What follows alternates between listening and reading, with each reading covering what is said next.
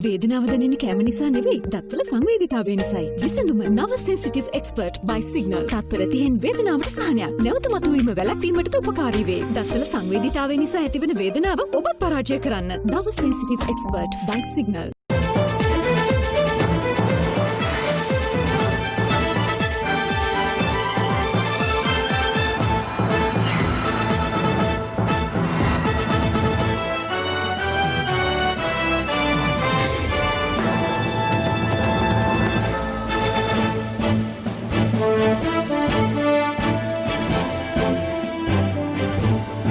අයිබෝවන් සුබ සන්ධ්‍යාවක්. සියලු සමීක්ෂණ වාර්තා නැවත නැවතත් තහවුරු කළ ශ්‍රී ලංකාවේ අංකයේ ප්‍රවෘත්ති ප්‍රකාශය. පැත්තක ඇතගෙන හිරු සවස 6:55 ප්‍රධාන ප්‍රවෘත්ති ප්‍රකාශය සමගින් මම බුද්ධි ධනුකා බේසිංහ. මම ඉෂාරා දේවේන්ද්‍ර. මුලින්ම පුවත් සිරස්තල.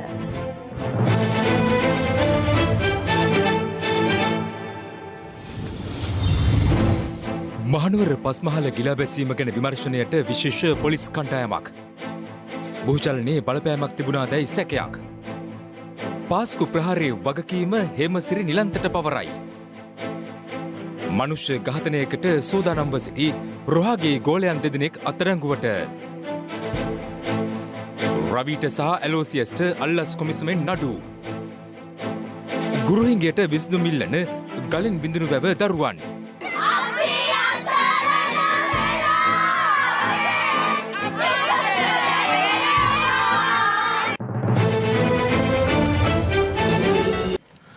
මහනුවර බුවැලිකඩ ප්‍රදේශයේදී කඩා වැටුණු පස්මහල් ගොඩනැගිල්ල නිසි ප්‍රමිතියට අනුව සැලසුම් සහගතව ඉදිකරන ලද්දක් නොවන බවට ගොඩනැගිලි පරීක්ෂණ ආයතනය පවසනවා. කෙසේ වෙතත් කඩා වැටුණු ගොඩනැගිල්ලේ හිමිකරු අද වාද්‍ය වෙත පැවසුවේ මෙම ගොඩනැගිල්ල අදාළ අංශවල අනුමැතියට යටත්ව නිසි ප්‍රමිතියට අනුව ඉදිකළ බවයි. මේ අතර සිද්ධිය සම්බන්ධව අංශ කිහිපයක් ඔස්සේ ප්‍රධාන පොලිස් පරීක්ෂකවරයෙකුගේ යටතේ විශේෂ විමර්ශනයක් සිදු කරන බව පොලිසිය සඳහන් කළා. දවසේ පුවත. මහනුවර බූවැලිකඩ සංගමිත්තා මාවතේ පස්මහල් ගොඩනැගිල්ලක් ඊට පහළින් තිබූ තවත් නිවසක් සහ හෝටලයක් මතට කඩා වැටුනේ ඊයේ අලුයම 5ට පමණයි.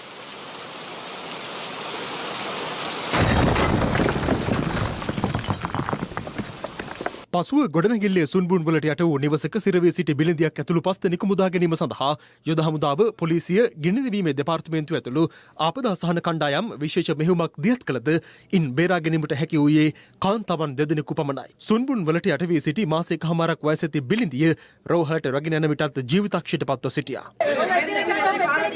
ඉක්මනට ඇම්බියුලන්ස් එකට දෙන්න ළමයාව. ටක්කල්. නෑ එක්කෙනෙක් මරයි යන්නේ. ඇම්බියුලන්ස් එකට ඇවිත් ගන්න.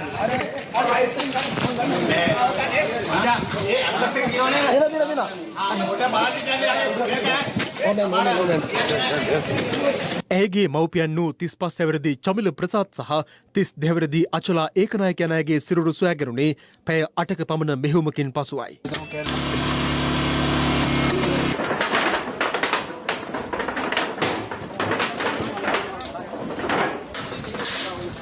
මියගිය තෙදෙනාගේ දේහයන් පිළිබඳ පශ්චාත් මරණ පරීක්ෂණය අද මහනුවර ජාතික රෝහලේදී සිදු කෙරුණා.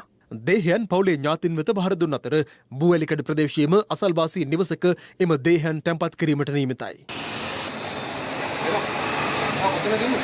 කඩා වැටුණු පස්මහල් ගොඩනැගිල්ල දොඩංවල නාථ දේවාලයේ හිටපු බස්නායක නිලමේවරයෙකු වූ අනුර ලෙව්කේ මහතාට අයත් වන අතර සිද්ධිය සම්බන්ධයෙන් පොලිසිය ඔහුගෙන් ප්‍රකාශද සටහන් කරගෙන තිබෙනවා. මේ සම්බන්ධයෙන් හිරු ප්‍රවෘත්ති වෙත අදහස් දැක්වූ උසස් පොලිස් නිලධාරියෙකු සඳහන් කළේ සිද්ධිය සම්බන්ධයෙන් මහනුවර මහේස්ත්‍රාත් අධිකරණයට කරුණු වාර්තා කළ බවයි. මේ අතර ගොඩනැගිල්ලේ හිමිකරු ඇතුළු පිරිස අනතුරු සිදුවීමේ අවදානම දැනගෙන ඊයේ අලුයම එම ගොඩනැගිල්ලෙන් ඉවත්ව ගොස් ඇති බවට චෝදනා එල්ල වුණා. මූට පාත් වෙනකොට දැන්නකොට වාල්ලේ ගෙවල් වලට කෑ ගහන මිනිස්සු දුවනවනේ. මූ මාරු වෙනනේ පහට. කලින් බල්ලෝ ඔක්කොම අරන් පූසෝයි ඉස්සරම වාහනේ දාගෙන. දැනුවත් කරන්න ඉවරනේ නේද? ලිම්ලම් දාලා නෙවෙයි නේද? මනුස්ස ජීවිතය කියන්නේ. කෙසේ වෙතත් අදාළ ගොඩනැගිල්ලේ හිමිකරු අද මාධ්‍ය හමුවේ පෙනී සිටමින් Tamanට එල්ලවන චෝදනා ප්‍රතික්ෂේප කළා. අපි මේ කවදාකවත් පලා ගිහින් නැහැ මෙතනින්. ලබු ගෙදරට මම පැනගත්ත ඒ වෙලාවෙම ඇඳිවත පමණයි අපි අරගෙන පැන්න එළියට. ඩක් ඩොක් ගාන සද්දෙට අපි මොකද්ද මේ සද්ද කියලා හොරෙක් ඇවිල්ලාද මොකද්ද කියලා අපි හොයනකොට අල්ලපු ගෙදරින් ටෝච් ගහලා හිටියා අපේ පැත්තට. එයා කිව්වා එකපාරටම මිස් ලේව්කේ ඔබතුමාගේ ගේ පුපුරනවා කියලා. කියපු ගමන්ම අපි ටක් ගාලා එළියට එනකොට එළියට එන්න බෑ. ගේ ඇතුළේ ටයිල් ඔක්කොම ඉස්සිලා. වාහනේට නැගලා කිලිමව ඉස්සරහා ගෙදර. මගේ ඇඳ හෙල්ලිලා එකපාරට මට පාන්දර ඇහැරුණා. බලාගෙන ඉද්දි මට තේරුණා වැටවල් සද්ද වෙනවා, බල්ල බුරනවා අමුතු විදිහට. මට එහෙම සද්ද ආපු වෙලාවේ මම මෙහෙම අනිත් පැත්තට අම්මිට කෝල් එකක් දීලා ඇහුවා අම්මි මොකක් හරි සද්දයක් කරන්නේ නේද හොරෙක් ඇවිල්ලාද කියලා. එතන ඉන්න බෑ මොකද අපි දන්නේ නැහැ කොතනින් කොහොම කඩාගෙන යයිද කියන එක. වාහනේ අරගෙන ගියා මං තරලේ ක්ලබ් එක පැත්තට. ගිහිල්ලා එතනින් හරවගෙන යන ගමනුත් මගේ කෝල් ලොග් එකේ දැනටත් තියෙනවා මම පොලිසියට ඉන්ෆෝම් කරලා දෙනවා හරියටම පාන්දර 5ට. සංගමිතා මාවතේ අපි ගෙදර කඩාගෙන යනවා. කරුණාකරලා මොන හරි කරන්න කියනවත් එක්කම අපි දැක්ක ගෙදර කඩාගෙන යනවා. ඒ කියන්නේ ඔය ටික වෙලා තියෙන අම්මිගේ කෝල් එකත් පොලිසියේ කෝල් එකක් අතර තියෙන විනාඩි 7යි. යාලට පොඩ්ඩක් හරි දැනුවත් කරන්න තිබ්බනේ මගේ බාප්පලාට ඒක. එනං යාලා පොඩි එකාලත් එක්ක කොලා ඉගෙන යනවනේ නිකන් හරි මේකට හරියනවා. අන්තිමට අපිට නැතුනේ තාත්තෙක් ගෝගේ බබෙක්ගේ අපිට පුංචි කෙනෙක්ගේ නතරම් බබෙක්ගේ.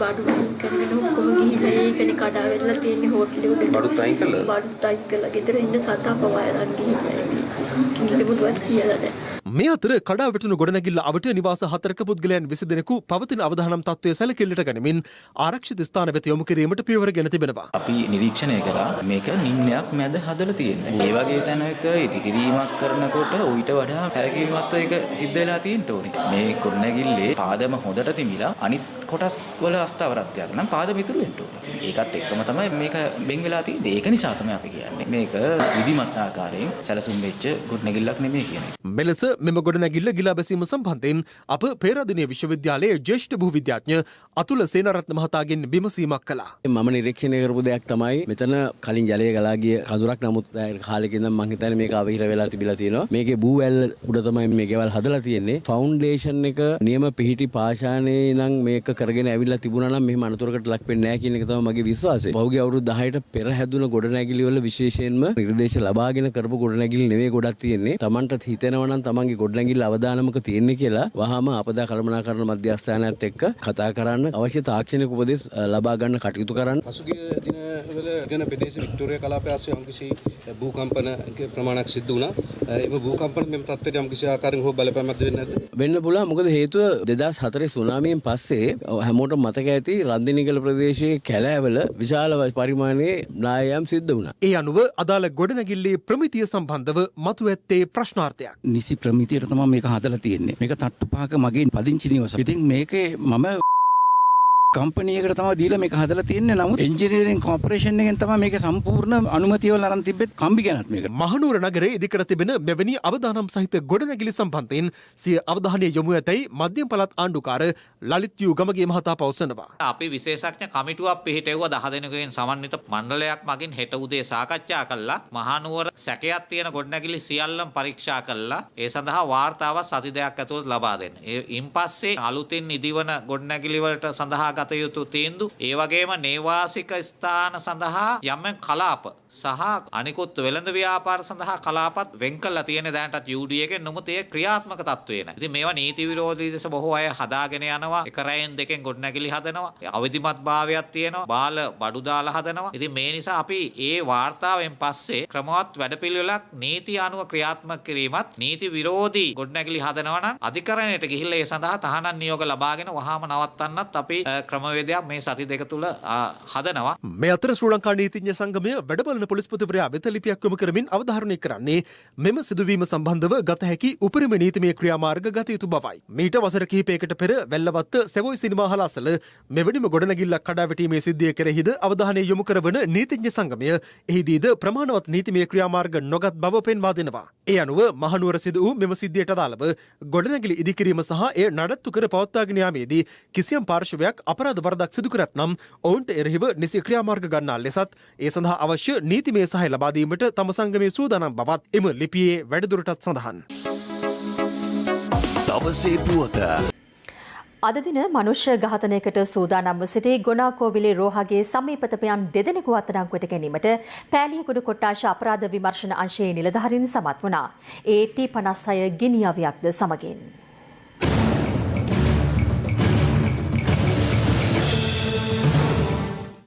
මෙම මනුෂ්‍ය ඝාතන සැලසුම පිළිබඳ තොරතුරු අනාවරණය කරගත් පොලිස් කණ්ඩායමක් විසින් මනුෂ්‍ය ඝාතනයට සූදානම්ව සිටි 49 හැවිරිදි යකඩ අජිත් නම් පුද්ගලයා රාගම මගුල් පොකුණ ප්‍රදේශයේදී අත්අඩංගුවට ගෙන තිබෙනවා. ඔහුගෙන් ලද තොරතුරු මත ඔහුගේ නිවසේ තිබූ T56 ගිනි අවිය සහ ජීවුණ්ඩ 13ක් සොයා ගැනීමට පොලිසියට හැකි වුණා. යකඩ අජිත් නම් පුද්ගලයාට මනුෂ්‍ය ඝාතන සඳහා සහාය වීමට සූදානම්ව සිටි 28 හැවිරිදි තරුණයෙක් රාගම පොල්ගහහේන ප්‍රදේශයේදී අත්අඩංගුවට ගෙන ඇත්තේ අනතුරුවයි. මංකොල්ල කෑම් සහ මද්ද්‍රව්‍ය ජාවාරම් සම්බන්ධයෙන් දැනට බන්ධනාගාරගතව සිටින විරාජ් හෙවත් රන් කැටියා නම් පුද්ගලයා විසින් මෙම මනුෂ්‍ය ඝාතන කොන්ත්‍රාත්තුව ගොනාකෝවිලේ රොහාගේ ගෝලෙන් වෙත ලබා දී තිබෙනවා. පසුගියදා හෝමාගම පිටිපන ප්‍රදේශයෙන් ගිනි අවි තොගයක් හමු වූ අතර එම ස්ථානයේ තිබී ගිනි අවි කිහිපයක් අතුරුදන් වී තිබුණා. පොලිසිය සැකපල කරන්නේ යකඩ අජිත් සතුව තිබූ මෙම ගිනි අවිය පිටිපනින් අතුරුදන් වූ ගිනි අවි වලින් එකක් බවයි.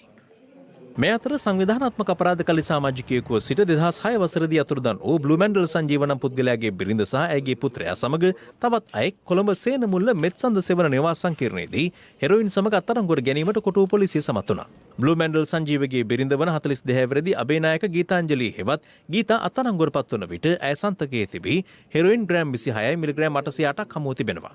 අත්අඩංගුවට පත් වූ ඇයගේ පුත්‍රයා සන්තකයේ තිබී හෙරොයින් ග්‍රෑම් 1 මිලිග්‍රෑම් 22ක් හමුව ඇති අතර ඔහු වයස අවුරුදු 20ක තරුණයෙක්. ඔවුන් සමග අත්අඩංගුවට පත් වූ අනෙක් තරුණයා 20 හැවිරිදි වේ පසුවන අතර ඔහු සන්තකයේ තිබී හෙරොයින් ග්‍රෑම් 2 මිලිග්‍රෑම් 500ක් සොයාගත්තා.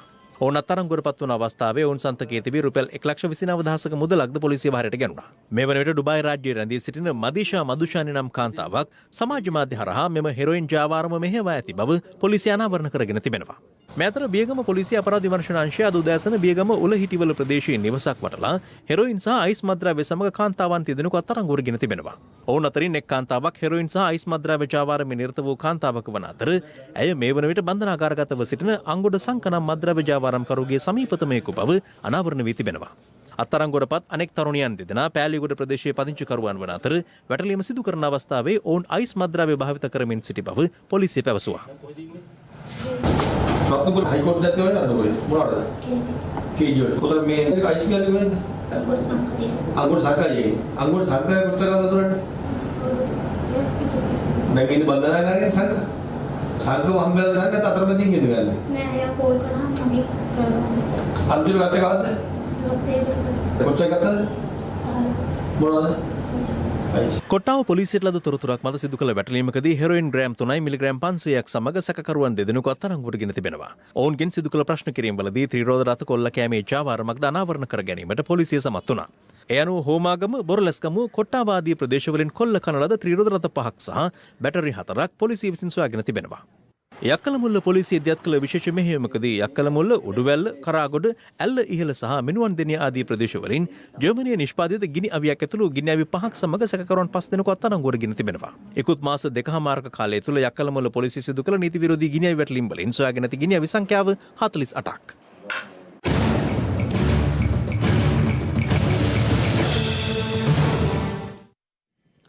යෝජිත 20 වන ආණ්ඩුක්‍රම ව්‍යවස්ථා සංශෝධන කෙටුම්පත හෙට පාර්ලිමේන්තුවට ඉදිරිපත් කිරීමට නියමිතයි. අධිකරණ අමාත්‍ය ජනාධිපති නීතිඥ අලි සබ්රි මහතා විසින් හෙට පෙරවරුවේ පාර්ලිමේන්තුවේ ප්‍රධාන කටයුතු ආරම්භයේදී අදාළ කෙටුම්පත ඉදිරිපත් කරනු ඇති. යෝජිත 20 වන ආණ්ඩුක්‍රම ව්‍යවස්ථා සංශෝධන කෙටුම්පත සඳහා කැබිනට් මණ්ඩලයේ අනුමැතිය සැප්තැම්බර් 2 වෙනිදා හිමි වූ අතර එය සැප්තැම්බර් 3 වෙනිදා ගැසට් කෙරුණා. කෙසේ වෙතත් එහි ඇති ඇතැම් සංශෝධනවලට විරෝධතාවන් එල්ල වුණු අතර ඒවා සැලකිල්ලට ගනිමින් මෙම සංශෝධන නැවත සමාලෝචනය සඳහා අග්‍රාමාත්‍යවරයා විසින් කමිටුවක් පත් කළා. එම කමිටුව නිර්දේශ කිහිපයක් ඉදිරිපත් කළද ජනාධිපතිවරයා ප්‍රමුඛ කැබිනට් මණ්ඩලය තීරණය කළේ දැනට කෙටුම්පත් කර ඇති ව්‍යවස්ථා සංශෝධනය එම ආකාරයෙන්ම පාර්ලිමේන්තුවට ඉදිරිපත් කිරීමටයි. ඒ අනුව 20 වන ආණ්ඩුක්‍රම ව්‍යවස්ථා සංශෝධනය හෙට පාර්ලිමේන්තුවට ඉදිරිපත් කිරීමට නියමිත අතර එය පනත් කෙටුම්පතේ පළමු වර කියවීම ලෙස සැලකෙනවා. ඒ අනුව හෙට සිට දින 7ක් ඇතුළත එහි ව්‍යවස්ථානුකූල භාවය ශ්‍රේෂ්ඨාධිකරණය හමුවේ අභියෝගයට ලක් කිරීමේ අවස්ථාව පුරවැසියන්ට හිමි වනු ඇති. විරෝධතා නොමැති නම් අදාළ කෙටුම්පත දින 7කට පසු පාර්ලිමේන්තුවේ දෙවන වර කියවීමේ විවාදයට ගත හැකියි. දෙවන වර කියවීමේ ඡන්ද විමසීමෙන් පසු එහි සංශෝධන නැත්නම් කාරක සභා අවස්ථාවේදී ඒවා කෙටුම්පතට එක් කරනු ඇති. නීතිපතිවරයා විසින් මීට පෙර රජයට දැනුම් දුන්නේ 20 වන ආණ්ඩුක්‍රම ව්‍යවස්ථා සංශෝධනය පාර්ලිමේන්තුවේ 3/2ක බහුතරයකින් සම්මත කරගත යුතු බවයි. මේ අතර අමාත්‍ය මණ්ඩල රැස්වීම ජනාධිපති ලේකම් කාර්යාලයේදී පැවැත්වුණා. එහිදීද 20 වන ආණ්ඩුක්‍රම ව්‍යවස්ථා සංශෝධනය සම්බන්ධයෙන් සාකච්ඡාවට ලක් කර තිබෙනවා. මේ අතර සමගි ජනබලවේගෙන් විසිවන ආණ්ඩුක්‍රම ව්‍යවස්ථා සංශෝධනය ගැන ඉදිරි ක්‍රියාමාර්ග ලබා ගැනීමට කමිටුවක් පත් කර තිබෙනවා. ඒ විපක්ෂ නායක සජිත් ප්‍රේමදාස මහතාගේ ප්‍රධානත්වයෙන් පාර්ලිමේන්තුවේදී පැවති මන්ත්‍රී කණ්ඩායම් රැස්වීමේදී රංජිත් මද්දුම් වණ්ඩාර, කබීර් හෂීම්, ෆීල්ඩ් මාර්ෂල් සරත් ෆොන්සේකා ඇතුළු 11 දෙනෙක් ඊට ඇතුළත්. මේ දැන් මේ ඇවිල්ලා අවුරුද්දක් ලං වෙනවා. පොල් ගෙඩියක් ගන්න නැහැ මිනිස්සුන්. කහ නැහැ. ඕකට උත්තර දෙන්න නැතුව විස්ස කියලා මිනිස්සුන්ගේ ඔළුව නරක් කරන්න බෑ. ඒ ගැන අපි ගන්න ස්ථාවරය කතා කරගත්තා. අපි හෙටේ කමිටුව හමු වෙනවා. ඒ ගැන වැඩිදුර කතා කරන්න. මේ අතර විසිවන ආණ්ඩුක්‍රම ව්‍යවස්ථා සංශෝධන කෙටුම්පත සම්බන්ධයෙන් පක්ෂ විපක්ෂ දේශපාලඥයන් මෙලෙස අදහස් පළ කළා. විස්ස ගේනවා විස්ස සම්මත වෙනවා. ඒක විපක්ෂයට පොඩි මෝඩ චූර්ණයක් තියේ. නමුත් සම්මත වෙනවා කියන එක තමයි මම කියන්නේ. යම් නාමශීලී ප්‍රතිපත්තියක් තුල මේ වගේ දේවල් සිද්ධ වෙන්න අවශ්‍යයි. ඉතාමත්ම හිතුවක්කාරී විදිහට හෙට 20 වෙනි සංශෝධනයේ පාර්ලිමේන්තුවට ගෙන එන්නට මේ අය සූදානම් වෙනවා. දැන් තොරතුරු දැනගැනීමේ අයිතිය ජනාධිපතිවරයාගේ දූර කාලය පහකට සීමා කිරීම, තරම් කළ හැකි වාර ගාන දෙකකට සීමා කිරීම, ඒවා ඔක්කොම ඉන්නේ 19න්. අන්න ඒ වගේ 19න් එන වටිනා දේවල් අපි රැක ගන්න ඕනේ. වාසුදේව නානායක්කාර වගේ මිනිස්සුන්ගේ ආත්මගරුත්වය තවම තියෙනවද කියලා මැනලා බැලිල්ලක් අපිට තියගත හැකියි. එහෙම නැත්නම් මොවුන් නිකන් දෙකේ කොලේ වාචාලියෝ බවට පත් වෙනවා. අපි බලමු ප්‍රජාතන්ත්‍රවාදයේ වෙනුවෙන් මේ මැති ඇමතිවරු කොච්චර පරිත්‍යාගශීලී වේවිද කියලා. ඔය අපිට පඹය බවට පත් වෙලා කියන කට්ටිය තමයි ජේ.ආර්. ජයවර්ධන මහත්තයා කාලේ නිකම් පඹයෝ නෙමෙයි රූකඩ පඹයෝ හිටියට දින රහිත ඉල්ලාස්ට්‍රීම් ලිපි ජේ.ආර්. ජයවර්ධන මහත්තයා සාක්කුවට දැම්මේ. ඒ කට්ටිය තමයි අපිට පඹයෝ කියලා කියන්නේ. අපි නම් පඹයෝ නෙමෙයි. අපි මේ කරන්නේ මේ ජනතාව කිව්ව විදිහට 19 සංසාරයෙන් කරනවා. ඒක තමයි විශ්සකින්. අපි කියන්නේ ආණ්ඩුව මූලික තන දේ යුත්තේ රටේ ආර්ථිකය ගොඩනගන්න. එහෙම නැතුව 20 වෙනි සංශෝධනය ගැනලා Tamanට බලය පවර ගන්න නෙවෙයි. ඒ වගේම නීතියක් සම්පාදනය කළ යුත්තේ පාලකයන් වෙනුවෙන් නොවේ මහජනතාව වෙනුවෙන්. ඡන්දෙට කලින් කිව්වනම් රාජ්‍ය සමාගම් විගණනය කරන්නේ නේ. ඡන්දෙට කලින් කිව්වනම් ඇමති මණ්ඩලයේ 30 සීමාව අයින් කරනවා කියලා. නියෝජ්‍ය අමාත්‍ය දූර ප්‍රමාණය 40 සීමාව අයින් කරනවා කියලා මේ ප්‍රතිඵල ලැබෙන්නේ. ජනතාවගෙන් හිස් කඩදාසියකට අස්සන අරගෙන තියෙනවා. ඒ අස්සන මත තමයි මේ ලියවිල්ල සකස් කරලා තිබෙන්නේ.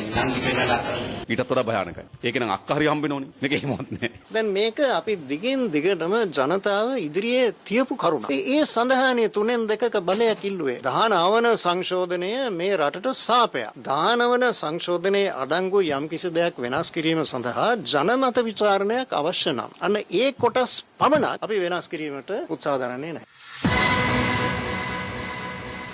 අනාගත පරපුර අධ්‍යාපනය තුළ අතරමං නොවනු පිණිස සමස්ත අධ්‍යාපන ක්‍රියාදාමය ආවරණය කරන සැලැස්මක් සකස් කොට ක්‍රියාත්මක කිරීම රජයේ ප්‍රමුඛ අරමුණ බව ජනාධිපති ගෝඨාභය රාජපක්ෂ මහතා පවසනවා. ජනාධිපතිවරයා මෙම අදහස් පළ කළේ අද දහවල් ජනාධිපති කාර්යාලයේ පැවති සාකච්ඡාවකදී.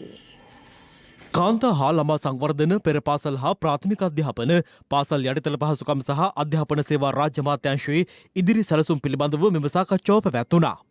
අධ්‍යාපනය වෙනුවෙන් අපේ රජයේ විශාල අවධානයක් යොමු කරලා තියෙනවා. මොකද අවසානයේදී හැම අංශයකම අධ්‍යාපනය හේතු කොටගෙන තමයි රටේ ඉදිරි ගමන තියෙන්නේ. සියලුම පෙර පාසල්, ප්‍රාථමික අධ්‍යාපනය, ද්විතීක අධ්‍යාපනය, විශ්වවිද්‍යාල අධ්‍යාපනය, වෘත්තීය අධ්‍යාපනය මේ ඔක්කොම එකට අරගෙන අධ්‍යාපන අමාත්‍යාංශය සකස් කරලා තිබෙන්නේ. මොකද මේ හැම එකක්ම එකට හැදෙන්න ඕන ප්‍රතිපත්ති. විශේෂයෙන්ම අද පෙර පාසල් සහ ප්‍රාථමික අධ්‍යාපනය, විශ්වවිද්‍යාල අධ්‍යාපනය වගේම වැදගත් එතනදි තමයි මූලික අධ්‍යාපනය ළමයන්ට ලබා දෙන්නේ. මේක හදන්න පුළුවන් වෙන්නේ දේශපාලනඥයින් සහ නිලධාරීන්ගේ කමිට්මන්ට් එක තියෙන්න ඕනේ මේ. ඇත්තටම කවදාකවත් ගුරුවරයෙක් යන්න නරකයි කලාප කාර්යාලය යන්න ඕන ගුරුවරයා ගාවට. ඒක තමයි අපි වෙනස් කරන්නේ. ඒක තමයි කමිට්මන්ට් එක වෙන්න ඕනේ. මේ කමිට්මන්ට් එක තියෙනවා නම් අපිට මේක හදා ගන්නට පුළුවන්. හැම දෙයකම මේ කමිට්මන්ට් එකෙන් මේ වෙනස්කම ඇති වෙන්නේ.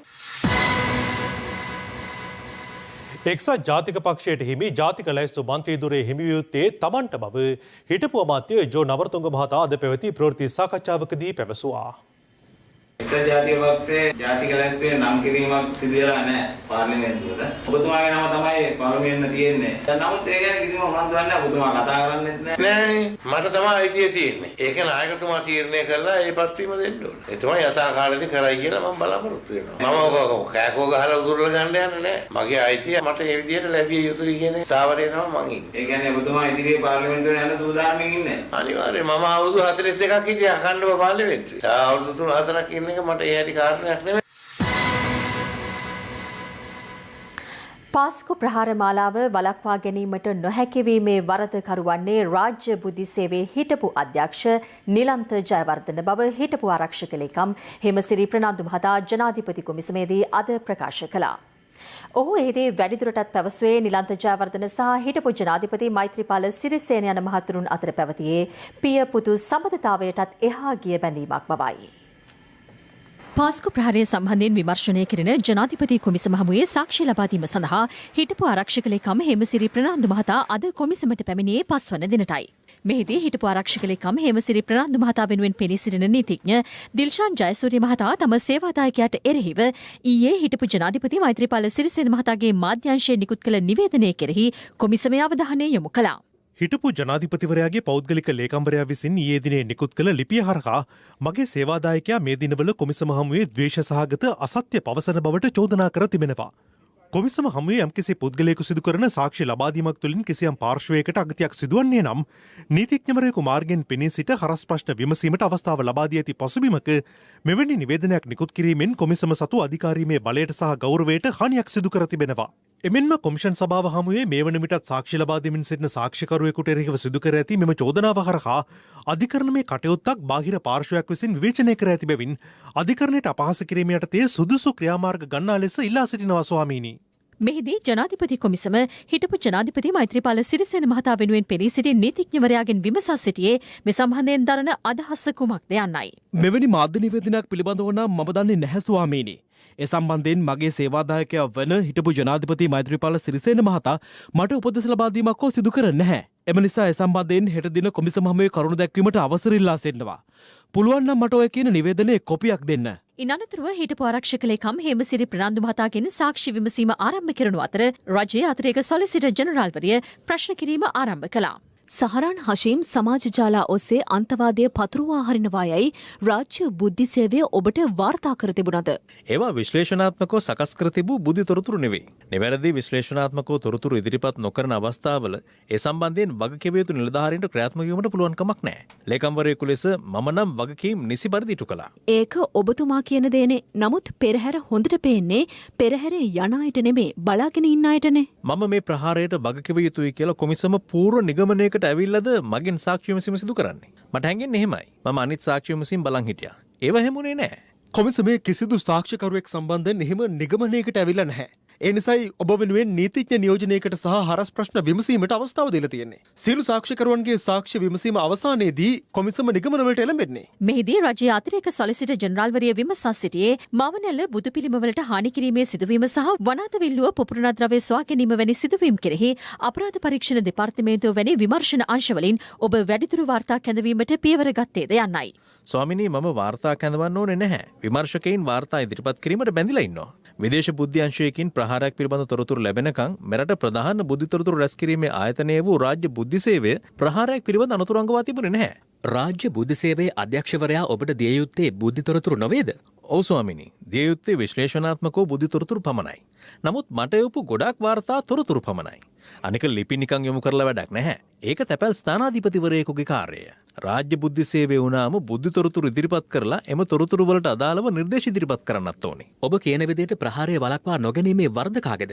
විධිමත්ව බුද්ධි තොරතුරු ඉදිරිපත් නොකිරීම, ඒ පිළිබඳ නිසිලස වගකීම යුතු නිලධාරීන් දැනුවත් නොකිරීම නිසා ප්‍රහාරය වළක්වා නොගැනීම සම්බන්ධයෙන් රාජ්‍ය බුද්ධි සේවයේ හිටපු අධ්‍යක්ෂ නිලන්ත ජයවර්ධන වරදකරු වෙනවා ස්වාමිනී. අප්‍රේල් 21 හෝ ඊට පෙර ප්‍රහාරයක් එල්ල විය හැකියයි අප්‍රේල් මාස 20 වන දින රාජ්‍ය බුද්ධි සේවයේ අධ්‍යක්ෂවරයා ඔබ දැනුවත් කළාද? ඔව් මට WhatsApp පණිවිඩයක් යොමු කර තිබුණා. මගේ වයස හැටියට මම WhatsApp, Facebook වගේ දේවල් වල පණිවිඩ කියවන්නේ නැහැ. ඒ තොරතුරු ඔච්චර වැදගත් කරලා සැලකුවා නම් නිලන්තට WhatsApp නොකර පණිවිඩකරුවෙක් මාර්ගෙන් යොමු කරන්න තිබ්බා. මොකද නිලන්තගේයි මගේ ගෙවල් අතර තියෙන කිලෝමීටර් 2ක පමණ දුරක්. කොහොම හරි නිලන්ත මට කෝල් කරලා කිව්වා සර් WhatsApp පණිවිඩයක් කිව්වා බලන්න කියලා. ඊට පස්සේ මම පණිවිඩය බැලුවා. පස්සේ මම නිලන්තගෙන් ඇහුවා නිලන්ත දැන් මේකට මොකද කරන්න ඕනි කියලා. නිලන්ත මට කිව්වා සර් මම පොලිස්පතිට කිව්වා. සර් පොලිස්පතිට කියන්න කියලා. පස්සේ මම පොලිස්පතිවරයාට කතා කරලා ඇහුවා නිලන්ත පණිවිඩයක් දුන්නද කියලා. ඔව් සර් මම මේ පහළ නිලධාරීන්ට කතා කරමින් ඉන්නේ. අන්තිම මොහොතේ මට කරන්න පුළුවන් මෙච්චරයි කියලා පොලිස්පති පූජිත් ජයසුන්දර මට පිළිතුරු දුන්නා. ආරක්ෂක ලේකම් ලෙස මම මගේ වැඩේ කළා. පොලිස්පතිවරයා ඔහුගේ වැඩේ කළා. මරාගෙන මැරෙන බෝම්බකරුවෙකු බෝම්බයක් බැඳගත්තට පස්සේ ඒක පිපිරීම නැවැත්වීම ඉතා අසීරු කටයුත්තක්. සහරාන්ව අල්ලන්න තිබ්බේ අවුරුද්දකට කලින්. ත්‍රස්ත විමර්ශන කොට්ටාසයේ සහරාන් පස්සේ යමින් හිටියේ. නමුත් ඒක නැවැත්තුවා. ඒ ගැන වැඩි විස්තර පොලිස්පතිවරයා සාක්ෂි ලබා දෙද්දී කියයි. සහරාන් ඇල්ලීම මගේ වැඩක් නෙමෙයි. බුද්ධි තොරතුරු සම්බන්ධිනුත් රාජ්‍ය බුද්ධි සේවයේ අධ්‍යක්ෂවරයාට මට උපදෙස් දෙන්න බෑ. ඔහුට ඍජුව උපදෙස් දෙන්න පුළුවන් ජනාධිපතිවරයාට පමණයි. ඔවුන් තොරතුරු බෙදාගත්තා. හිටපු ජනාධිපති මෛත්‍රීපාල සිරිසේන මහතා සහ රාජ්‍ය බුද්ධි සේවයේ හිටපු අධ්‍යක්ෂවරයා අතර තිබුණේ පියපුතු සම්බන්ධතාවයකටත් එහා ගිය බැඳීමක්. මට ඒ සම්බන්ධයට බලපෑම් කිරීමේ හැකියාවක් තිබුණේ නැහැ. වෙන වෙනම චලනය වන තල තුනක් විටමින් E හා කුමාරිකා සහිත නිසා ඉතා සමීප හා සුසිනිඳු රැවුල බෑමක්. ඔබත් අදම බිග් ෆ්ලෙක්ස් 3 සමග ප්‍රොෆෙෂනල් ෂේව් එකක් අත්විඳින්න.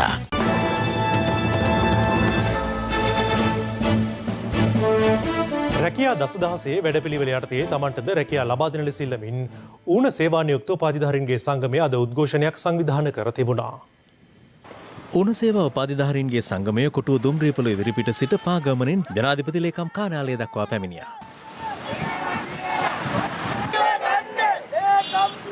රජයේ රස්සා කරන කම්කරුවන් මුරකරුවන් සනීපාරක්ෂක කටයුතු වල යෙදෙන නිලධාරීන් උපාධියකට නුසුදුසු රැකියාවක් කරන පිරිසක් මෙතෙන්ට අද එකතු වෙලා ඉන්නේ. රැකියාවක් කරන එක තමයි ප්‍රතික්ෂේප වෙන්න හේතු වෙලා තියෙන්නේ. මගේ දැන් වයස අවුරුදු 44ක්. අවුරුදු 6ක් මම බලන් හිටියා මට රස්සාවක් ලැබෙනකන්. ඒ නැති නිසා මට රෝහල් කම්කරු තනතුරක් ලැබුණා. මම ගියා. ඒකට අපි විවාහ වෙන්න ඕනේ, දරුවෝ ඉන්නවා. අපි ඒව කරගෙන යන්න තමයි රැකියාව නිරත වෙලා ඉන්නේ. රාජ්‍ය පරිපාලන නිලධාරී තමයි මේකට වගකිව යුත්තන්. තුමන්ලා ගත තීරණ හරහා අපිට බලවත් අසාධාරණ ලක් වුණා. විරෝධතාවයේ නිරත වූ 5 දෙනෙකුට ජනාධිපති ලේකම් කාර්යාලයට ගොස් ඔවුන්ගේ ගැටලුව සාකච්ඡා කිරීම සඳහා ඉඩ සැලසුණා.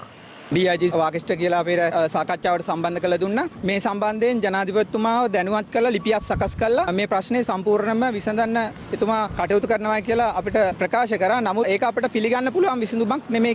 මේ අතර ගුරු හිඟයට විසඳුමක් ඉල්ලා ගලින් බිඳුනව මානන් කට්ටිය සාරානන්ද පාසලේ සිසුන් සහ ඔවුන්ගේ දෙමාපියන් ගලින් බිඳුනව කැකිරාව මාර්ගය අවහිර කරමින් උද්ඝෝෂණයක නිරත වුණා. අපි ගියා යන්න ඕන හැම තැනටම. තාම වෙනකන් අපිට විසඳුමක් දුන්නේ නැහැ. හිටපු ගණන්ගොරවරයා පෙරේදා කලාපයෙන් ඇවිල්ලා කලාපේ වාහනේ දාන අරගෙන ගියා තෝඩා මඩුවට. එතකොට මේ මිනිස්සු කල්පනා කරාද අපේ ඉස්කෝලේ ගුරුවරයෙක් කොයි කියලා. පොඩි පාසලක් වුණාට අපේ ඉස්කෝලේ දක්ෂ ශිෂ්‍ය ශිෂ්‍යයන් ඉන්නවා. අපි O level ලියන්න ඉන්නේ. අපිට O level ලියන්න ගුරුවරු නැද්ද? අපි O level වලට ගිහින් ලියන්න මොකද්ද? අපි නැටුම් කරන්නේ. දෙසැම්බර් මාසෙ අපිට ප්‍රැක්ටිකල් එක තියෙනවා. අපි මොනවද ගිහින් කරන්නේ? පැයක් විතර මෙතන හිටියා කිසිම බලධාරියෙක් ආවේ නැහැ. එහි පැමිණි හොරෝපතාන සහකාර පොලිස් අධිකාරීවරයා සිද්ධිය සම්බන්ධයෙන් දුරකථනය ඔස්සේ ගලින් බිඳුනව කලාප අධ්‍යක්ෂිකාව සම්බන්ධ කරගනිමින් ගැටලුව සමතයකට පත් කිරීමට උත්සාහ කළද ඒ අවස්ථාවේ දෙපිරිස අතර ඇති වූ උණුසුම් තත්වයක්.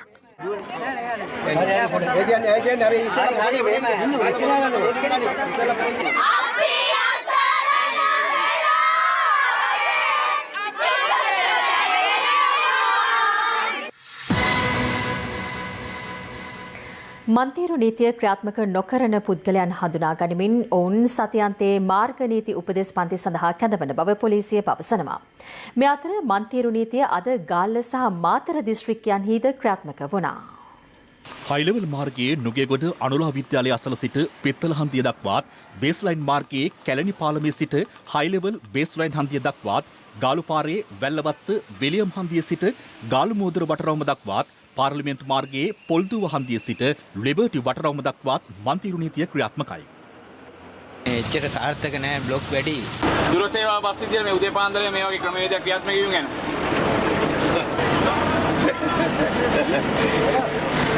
නෝනේ වීඩියෝ කරන්න එපා. මේ වගේ ක්‍රමවේදයක් ක්‍රියාත්මක වීම ගැන මොකෝ? මුලින්ම දඩේ ගන්න ෆෝන් එක පාවිච්චි කරාට. බස් එක ඩ්‍රයිව් කරනවා. ටිකක් අමාරුයි ඉස්සරහට හරියයි. අවුලක් නැහැ මේක හොඳයි නේ. බස් පස්සෙන් යන්න ගියාම අපිට ඉස්කෝලේ ළමයා දාගන්නත් තරක් වෙනවා. නීතිය හොඳයි. ට්‍රැෆික් එක තමයි වැඩි. පිළිවෙලකට එක ට්‍රැක් එක තියාගෙන හරියට ෆලෝ කරොත් ඉතින් ඒ විදිහට ගියොත් හොඳයි නේ. කාලයක් තිස්සේ ඇතිවෙච්ච ප්‍රශ්නයන්නේ කාලයක් යයි මේකට උත්තරයක් හොයන්න. ඒකයි අපි ඉවසන් ඉන්න වෙනවා. මන්තීරු නීතිය ඇත්තටම හොඳයි. කියන්න නම් දෙයක් නැහැ. හොඳ නැද්ද? කතාවට විතරයි. පේනවනේ අර කොච්චර වෙලා ඉන්න රස්තාවට යන්න මේ විනාඩි 10ක් මෙතන. පාරවල් හොඳට තියෙනවා නම් පිටරට වගේ ඔය ඕස්ට්‍රේලියාවේ ඉංගලන්තේ ඒ වගේ තිබ්බනම් ලේසියි. මන්තිරු පටන් ගන්න තැනට අපි දානකොට තමයි ඉතින් සෑහෙනලාවක් ඉන්න වෙන්නේ. වෙන්දට වැට්ට යනට වඩා පැය කාලක් විතර පරක් වෙනවා. හරක්කුයි තමයි. ඒත් ඉතින් හොඳයිනේ කරලා බලමු අපි. මේ අතර පොලිසිය සඳහන් කළේ මන්තීරු නීතිය උල්ලංඝනය කරන රියදුරන්ට එරෙහිව මෙම සතියේදීද දඩ පත්‍රිකා නිකුත් නොකරන බවයි. පළවෙනි සහ දෙවෙනි මන්තිරු දෙක වම්පස තියෙන බස් රථ යතුරු පැති සහ ත්‍රිරෝද රථ සඳහා වෙන් කර තිබෙනවා. නුගේගොඩ ගුවන් පාලම, රාජගිරියේ ගුවන් පාලම සහ දෙහිවල ගුවන් පාලමේ අපි යතුරු පැති සහ ත්‍රිරෝද ගමන් කිරීම తాවකාලිකව නවත්තලා තිබෙනවා. අපි මෙම සතිය බලාපොරොත්තු වෙන්නේ විනයගරුකව, නීතිගරුකව මේ මාර්ගයේ භාවිතා කරන රියදුරු මහතුන් එම මාර්ගයට අවතීර්ණ කිරීම සඳහායි. එම නිසා අපි මේ සතිය තුල දඬුවම් ලබා දීමට බලාපොරොත්තු වෙන්නේ නැහැ. දඩපත්‍රිකා ලබා දීමට බලාපොරොත්තු වෙන. තාදුරටත් මන්තිරු නීති කඩ කරමින් ඉතුමනාපෙට මාර්ගය පුරා ගමන් කරන අයව ඡායාරූපගත කරන්න යනුව බලාපොරොත්තු වෙනවා. මේ සතිය තුල ඒ ආකාරයට මන්තිරු විනය උල්ලංඝනය කරන අයව සතියන්තයේදී කැඳවන්න උපදෙස් පන්තියකට. මේ අතර ගාල්ල සහ මාතර දිස්ත්‍රික්ක කේන්ද්‍ර කරගනිමින්ද අද මන්තිරු නීතිය ක්‍රියාත්මක වුණා.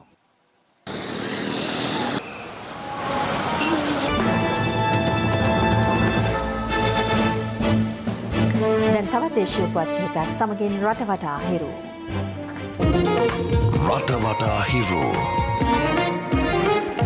හිටපු මුදල් අමාත්‍ය රවී කරුණානායක සහ පර්පචුවල් රෙෂරිස් සමාගමේ අධ්‍යක්ෂවරයෙකු වන අර්ජුන් ඇලෝෂියස් යන මහතුරුන්ට එරෙහිව අල්ලස් කොමිසම අද කොළඹ මහාධිකරණය හමුවේ අධිචෝදනා ගොනු කළා. 2016 වසරේ දෙසැම්බර් 12 වෙනි දින සහ සැප්තැම්බර් මාස 30 අතර කාලය තුල කොල්ලුපිටියේ පිහිටි සුඛභෝගී මහල් නිවාසයක් ලබා දීම සහ ලබා ගැනීම ඇතුළු අධිචෝදනා 6ක් යටතේ මෙලෙස මොවුන්ට නඩු පවරා ඇත්තේ. අමාත්‍ය බන්දුල ගුණවර්ධන මහතා අද වැලිසර සහ එඬරමුල්ල සතොස්ස ගබඩා සංකීර්ණය නිරීක්ෂණයට එක්වූ අතර එහිදී ගබඩා වෙති සහල් පරවියන් විසින් ආහාරයට ගන්නා අයුරු අමාත්‍යවරයාට දැක ගැනීමට හැකි වුණා. මේ අතර 2016-2017 වසරේ සතොස් ආයතනයේ සිදු වූ මහා පරිමාණ වංචාවක් සම්බන්ධයෙන් පුද්ගලින් දෙදෙනෙකු අපරාධ පරීක්ෂණ දෙපාර්තමේන්තුව අද අත්අඩංගුවට ගනු ලැබුවා. රිෂා බදුදින් මහතා වෙළඳ අමාත්‍යවරයා වසරේ සමයේ සතොස් ආයතනයේ වීතොග ලබාගෙන නියමිත පරිදි සහල් ලබා නොදීමෙන් මොවුන් සිදු කර ඇති පාඩුව රුපියල් මිලියන 56ක් බව ගණන් බලා තිබෙනවා. දොඩන්දුව දීවරවරායෙන් මුහුදුගිය දීවරි 9 දෙනෙකු රැගත් යාත්‍රාවක් දැඩි රළ පහරකට හසුව ගල්පරෙක් ගැටි පෙරළි විනාශ වී ඇති අතර අප වාර්තාකරු සඳහන් කළේ යාත්‍රාවේ ගමන්ගත් දීවරින් හට කිසිදු හානියක් සිදු වී නොමැති බවයි. රටවටා හිරු. හිරු සවස 6:55 ප්‍රධාන පුවත් ප්‍රකාශයෙන් නිමාවට පත්වනවා. පැත්ත නොගත් ඇත්ත දැන ගැනීමේ අයිතිය තවදුරටත් තහවුරු කර ගන්නට ඔබේ ජංගම දුරකථන ජාලය අනුව තිරේ දිස්සන පරිදි හිරු ප්‍රති SMS සේවාව සක්‍රිය කර ගන්න. හරි තමයි රාත්‍රී 9:55ට. ආයුබෝවන්